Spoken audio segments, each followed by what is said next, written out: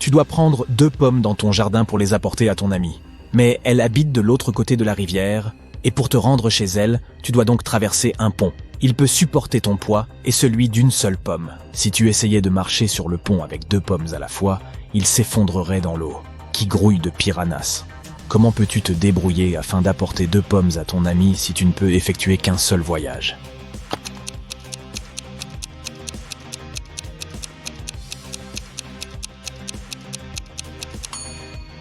Tu n'as qu'à traverser le pont tout en jonglant avec les pommes.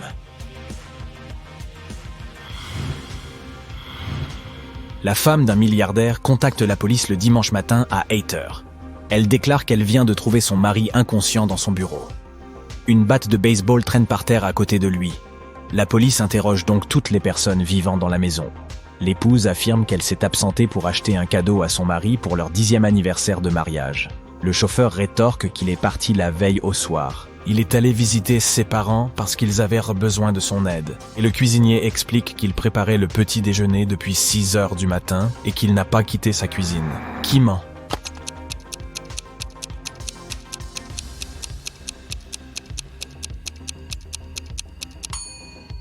C'est l'épouse. Les magasins ont bien peu de chances d'être ouverts si tôt un dimanche matin. Olivia rend visite à son amie Ava qui vit dans une autre ville. Dans la maison d'Ava, il y a une pièce qui est toujours fermée à clé, et Olivia n'a pas le droit d'y entrer. Mais elle sait qu'Ava conserve la clé de cette pièce dans le tiroir de son bureau. Un jour, alors que son amie s'est absentée, Olivia prend la clé et pénètre dans la pièce. Il fait sombre à l'intérieur, alors Olivia allume la lumière. Au beau milieu de la pièce, se trouve une table sur laquelle est posé un livre. Soudain, Olivia entend la porte d'entrée s'ouvrir. Elle éteint rapidement la lumière, referme la pièce, remet la clé dans le tiroir et fait semblant d'avoir regardé la télévision pendant tout ce temps. Un peu plus tard, Ava s'approche de son amie et lui demande « Pourquoi es-tu entrée dans la pièce où je t'avais demandé de ne pas aller ?» Comment a-t-elle compris qu'Olivia était allée dans cette pièce?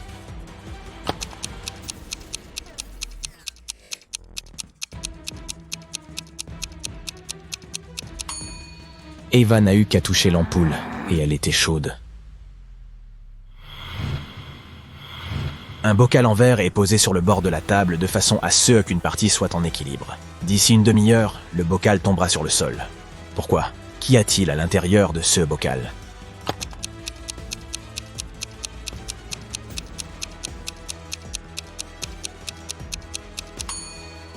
Le bocal est rempli de glace, mais son poids est réparti de telle sorte que le bocal conserve son équilibre. Une fois que la glace aura fondu et se sera transformée en eau, le bocal tombera de la table. Suzanne travaille dans un magasin de vêtements qui vend de coûteux articles de marque. Un jour, elle découvre que quelqu'un a volé un pantalon. Examine les personnes qui se trouvaient à l'intérieur à ce moment-là et essaye d'en déduire qui est le voleur.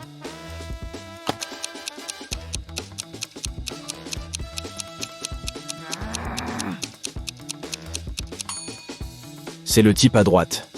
Si l'on regarde attentivement ses jambes, on peut voir le pantalon dépassé sous son jean. Stéphane a une réserve dans sa maison. Elle est maintenue fermée par un cadenas ordinaire qui peut être fermé sans clé. Mais pour le déverrouiller, Stéphane doit évidemment en utiliser une. La seule personne qui possède cette clé, c'est Stéphane. Il n'y a aucun double. Chaque soir, notre homme ferme soigneusement sa porte à clé. Mais un jour, une broche en or est retrouvée au milieu de sa réserve. Elle a été volée la veille dans un musée. La police soupçonne Stéphane d'être le voleur, car personne d'autre ne possède la clé de cette réserve, et l'homme vit tout seul. Stéphane se sait pertinemment innocent. Mais alors, comment cette broche s'est-elle retrouvée ici ?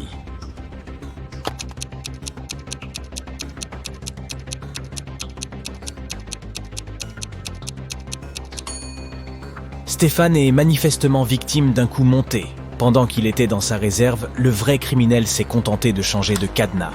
Stéphane n'avait pas besoin de la clé pour le refermer. C'est pourquoi il ne s'est pas rendu compte que le cadenas n'était plus le même. Plus tard, le voleur n'a eu qu'à ouvrir le cadenas avec sa propre clé et laisser la broche à l'intérieur de la réserve. Oh, quelque chose a terriblement mal tourné. Peux-tu résoudre cette affaire et découvrir quel aliment est empoisonné ?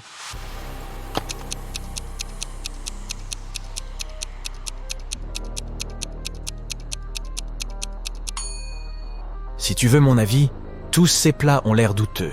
Je veux dire, il suffit de les regarder. Des araignées, d'étranges vapeurs verdâtres, des cafards. Mais le plat qui a provoqué l'intoxication alimentaire est en fait ces frites. Tu vois ces mouches autour de l'assiette? Elles n'ont pas l'air d'y avoir survécu. Cette sauce verte sur les frites doit être le poison. Maintenant, j'ai une question délicate à te poser. Quand est-ce que 1893 et 2548 font moins que 498?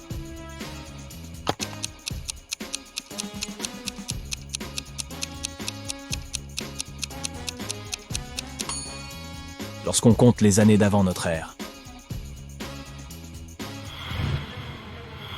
L'inspecteur Michael Brown a disparu alors qu'il enquêtait sur une affaire délicate.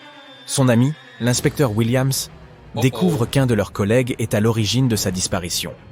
Williams se rend au domicile de Brown et la femme de son ami lui remet une note. Michael m'a dit de te la donner si quelque chose lui arrivait. Sur la note, il y a 5 chiffres. 6, 1, 0, 11, 9. Williams commence à interroger ses collègues. « Je rendais visite à mes parents, » dit Susan. Jack rétorque. « Je n'ai pas vu Brown depuis 2 jours. » Et Nora de répondre. « Je ne suis qu'une stagiaire. L'inspecteur Brown m'a confié une tâche et je m'en suis occupé. » Williams réfléchit un moment, regarde à nouveau la note et comprend immédiatement qui est le coupable. Tu aussi, tu as compris?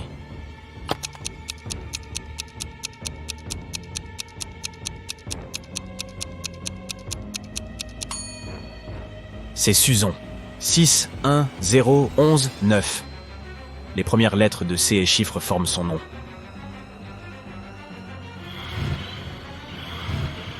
Un chasseur de trésors s'est perdu dans une forêt. Mais après avoir marché pendant un certain temps, il remarque un carrefour avec une grosse pierre au milieu.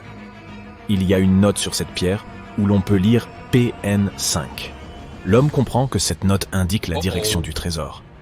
Mais elle est encodée dans ce cryptogramme qui semble indéchiffrable. Peux-tu aider notre chasseur de trésors à comprendre ce code?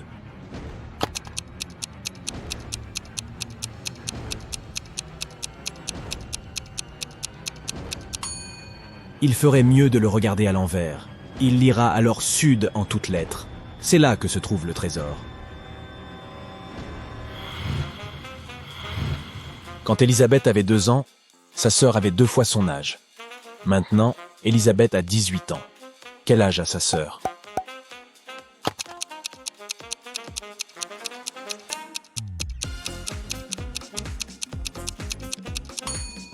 Sa sœur a 20 ans maintenant.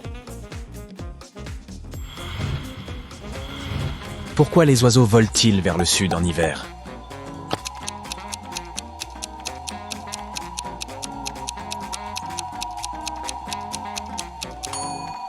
Parce que voler, c'est quand même mieux que marcher.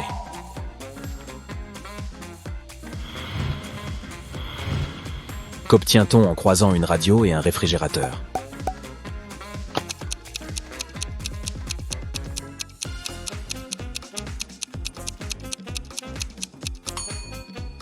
De la musique vraiment cool. Pourquoi le livre de maths a-t-il l'air si malheureux?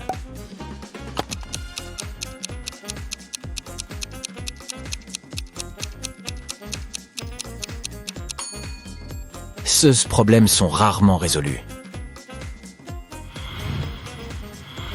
Quel est le moyen le plus simple de doubler son argent?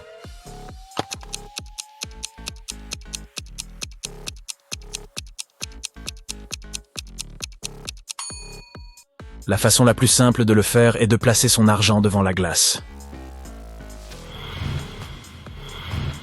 Reprenons une affaire de détective plus sérieuse. Kevin se réveille dans un hôpital.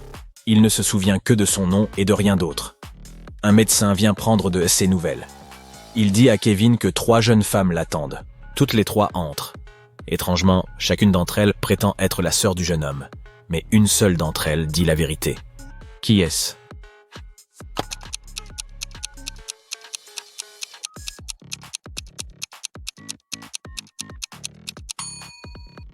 C'est celle du milieu.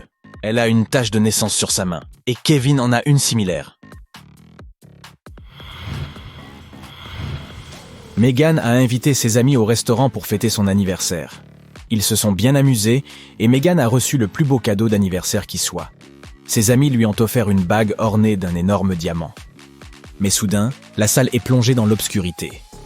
Après plusieurs minutes, les lumières se rallument. Mais la bague de Megan a disparu. Regarde attentivement l'image et essaie de découvrir qui l'a dérobée.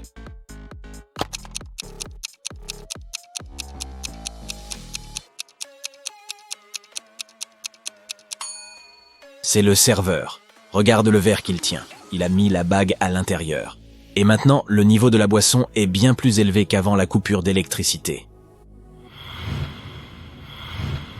Nicole, la petite amie de Jacob, adore les énigmes. Un jour, elle se trouve en voyage d'affaires en France. Elle appelle Jacob et lui dit que c'est l'anniversaire d'un membre de sa famille. « Peux-tu aller féliciter ce membre de ma famille de ma part, s'il te plaît ?»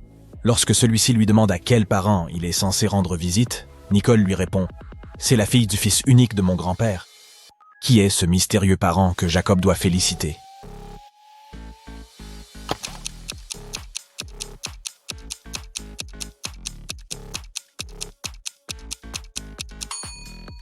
C'est la sœur de Nicole.